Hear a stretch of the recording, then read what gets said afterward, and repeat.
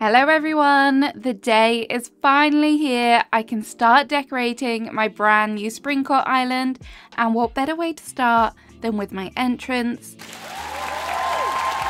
But before we get to the decorating, there are just a few things I need to do first. So when I was trying to get to 3 stars, I also did just kind of dump a whole bunch of furniture. So this needs to be cleared up. Some tree trunks need to go, goodbye.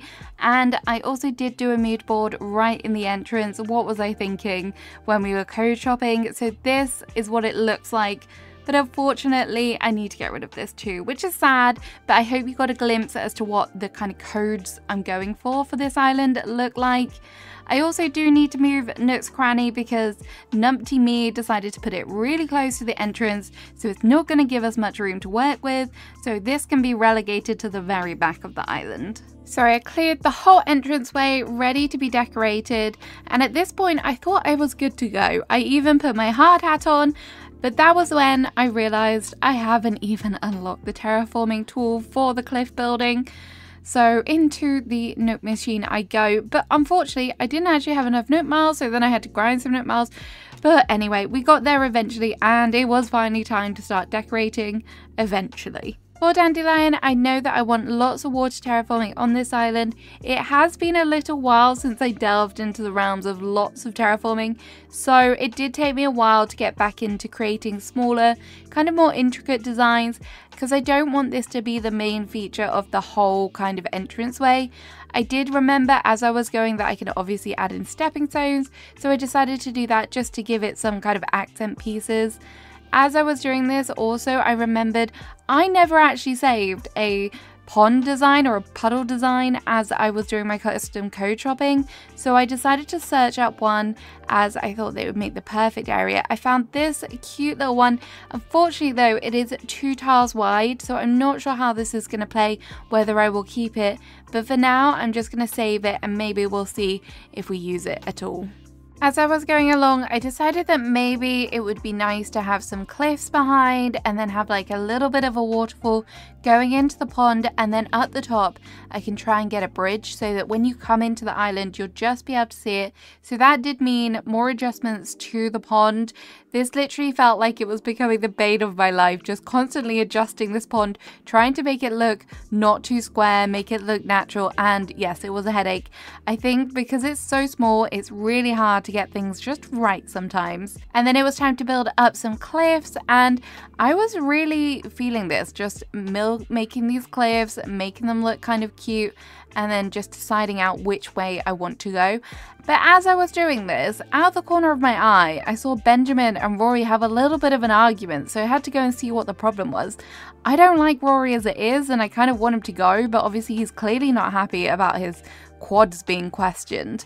As I was doing this, I also decided to go and grab some trees, so I quickly digested some oranges and then picked up some because I think that these are going to be a nice, just to spread them out. I don't want it to be too cluttered like you would have in sort of more of a forest island. In a spring island, I feel like you have sporadic trees, so that is definitely what I want. I decided to place one of the trees just to help guide me because I am terrible. I know I've been playing this game for so long, but I still just think that I can place trees in places where they can't be placed, and then it just helped me kind of guide my cliffs around it and so that I could circulate it.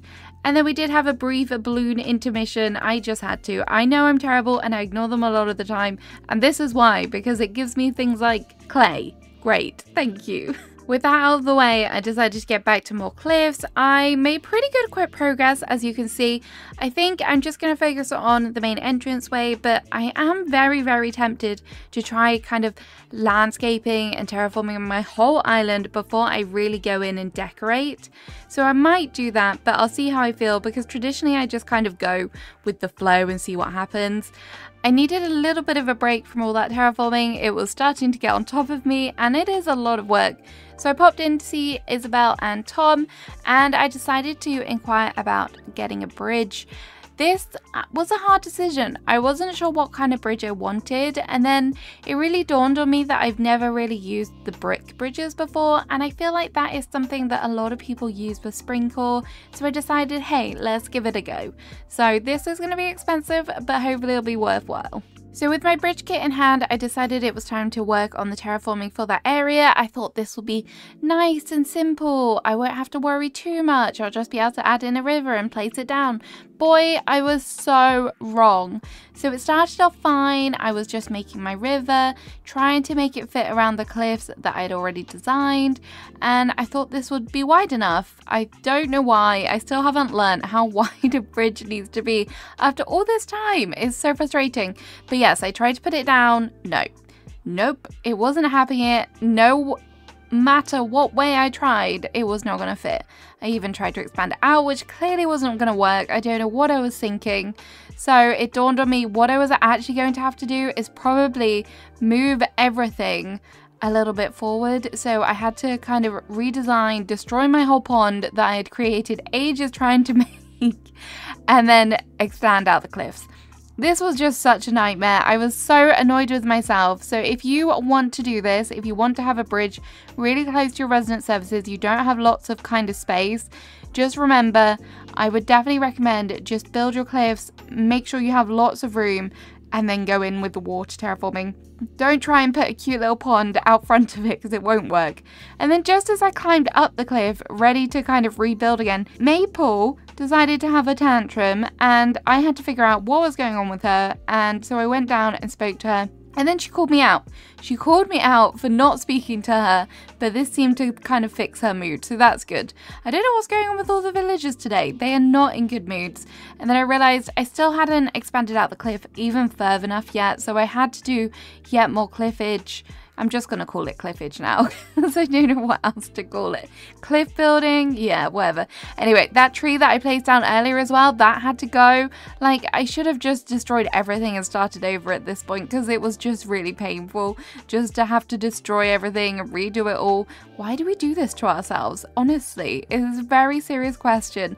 So finally, I was able to go back up and build this kind of river again and expand on it more. It's not too natural. It's not too kind of like wavy and intertwined like I normally like to do, but that's going to be okay. It's just here so that we can see it from the ground and look up and think, oh yeah, look, there's a bridge up there. That's all I want. So hopefully it'll be all right.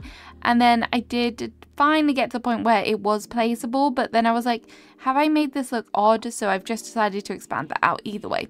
And there we go. It finally fits. I don't know why I'm being so particular about this, but hopefully when it's all done and moved in, it will look good. With the bridge placed and bells paid off, I decided to skip forward a day and hello Isabel.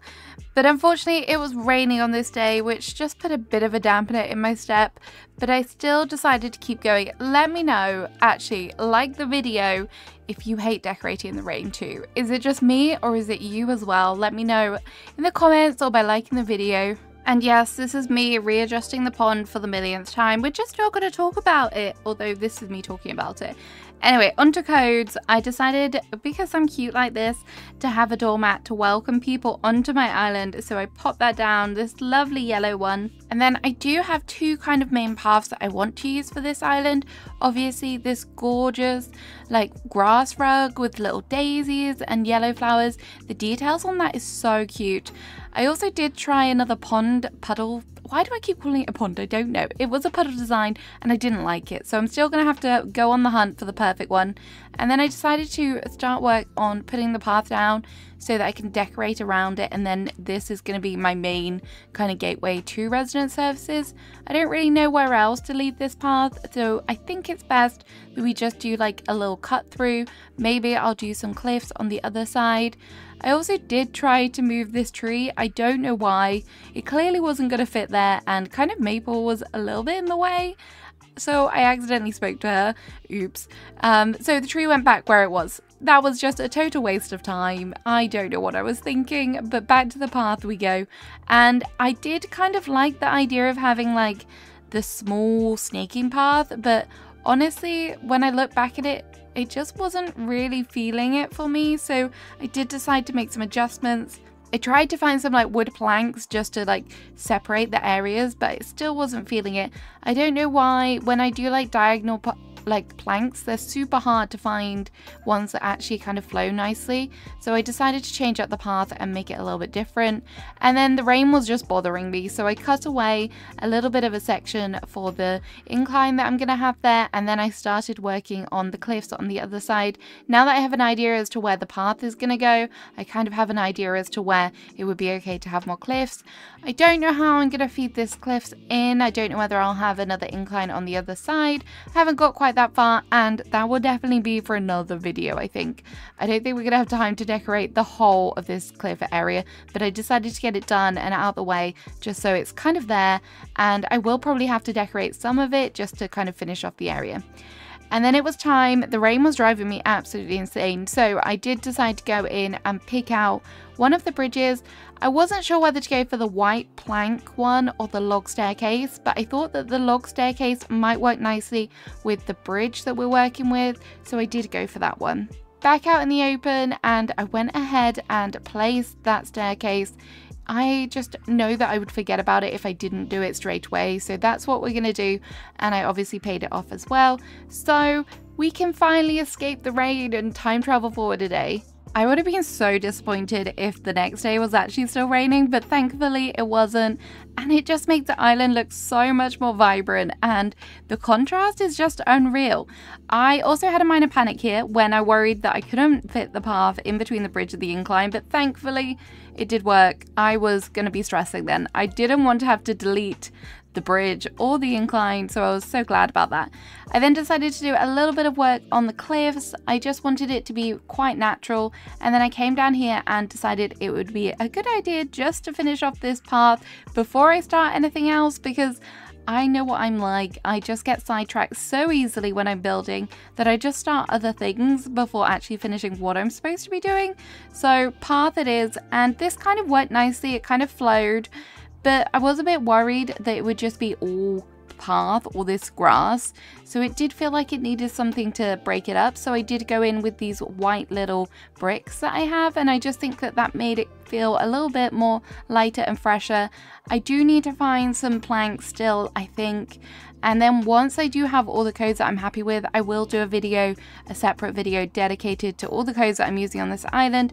Speaking of codes, I also decided that I need to give Finding Another Puddle a try. So luckily I found this code, and I think the color was just a bit more spring-like. So there were two options. I decided to go to the one on the left. It was just really cute. I like this one. And then here it is. It did pass the place test. I was happy with it. It's just such a nice color. And then over here was actually quite a big space. So I think I'm just gonna do like maybe a little stool or something.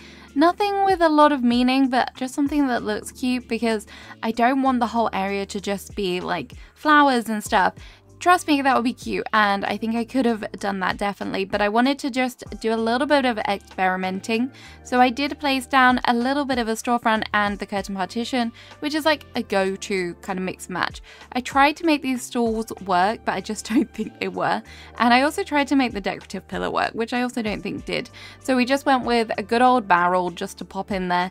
And then over here, I was like, maybe if we could fit in a bench over here, but I wanted a rug to put it on. And I tried to use this one, but I wasn't quite feeling it, so I decided to just go for a little mini blanket because the space wouldn't allow me to go too wide with the pattern. And then I think the design post is a great thing to have at your entrance, because it's like, hey, which way should we go? So I think that that looks cute. And then I did put in some different flowers. The Zen bench wasn't working, so I did decide to go for the iron one. I think haven't used this as much as I probably should, but I think it will work nicely with the Springcore kind of feel. It's very gardeny, which I really like the way that that looks. So hopefully I'll like this.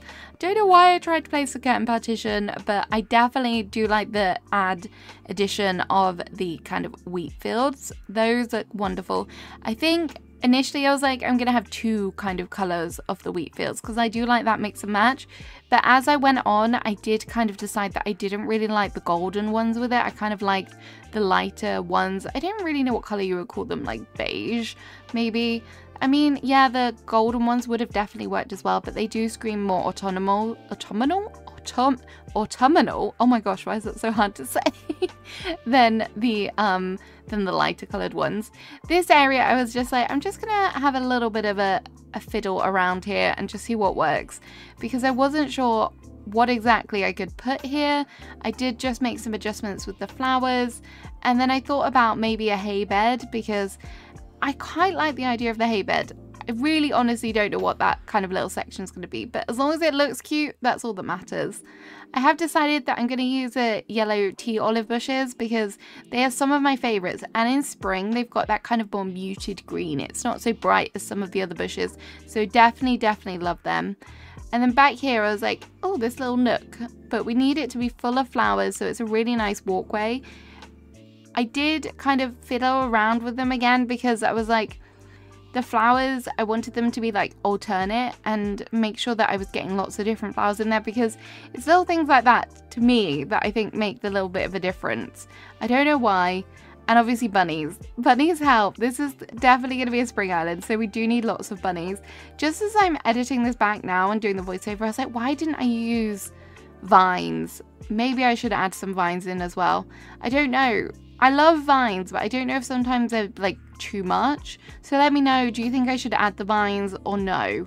Do you love using vines? Do you love making sure that they're included? I don't know how Springcore they are, really. Maybe, no, I guess they are Springcore.